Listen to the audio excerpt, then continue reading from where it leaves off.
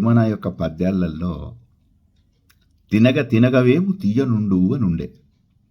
అంటే ఏంటంటే వేపాకునట తినంగ తినంగ తినంగ తినంగా అది తీయగా అయిపోతుందట. ఆ చేదు యొక్క ప్రభావం క్రమక్రమేణంగా తగ్గిపోయి తీయగా అయిపోతుంది. అదేవిధంగా మనం ఎప్పుడైనా ఏదైనా జోకు వినండి, ఆ జోకు మొదటిసారి వింటే పగలబడి నవ్వుతాం. అదే జోకును మళ్ళీ మీరు చెప్తే మొదటి నవ్వినంతగా మనం నవ్వలేం. మూడోసారి నాలుగోసారి గిట్ట చెప్తే ఇక నవ్వు అనేది రాదు. ఇక ఐదోసారి గిట్ట చెప్పామనుకో, అరే ఏంద్రబాయ్ వేసిందే వేస్తున్నాం అరిగిపోయిన రికార్డు అంటారు. అవునా కదా?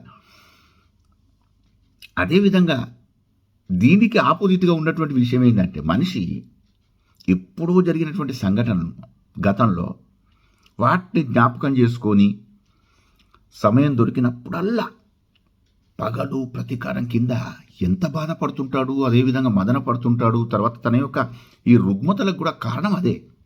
ఏం సాధించేది లేదు. పగలు ప్రతీకారం కింద తీసుకుపోయి అనవసరంగా సమయం వేస్ట్, ఆరోగ్యం కూడా. గతంలో జరిగినటువంటి విషయం ముందర జరగకుండా చూసుకోవాలి తప్ప ఇది ఏంది చెప్పు, దీంట్లో మాత్రం రివర్స్గా లేదా? ఏమంటారు? ఈ విషయం అవును అనిపిస్తే కాదనిపించినా మీరు తప్పకుండా స్పందిస్తారని ఆశిస్తున్నా. ఏమంటారు?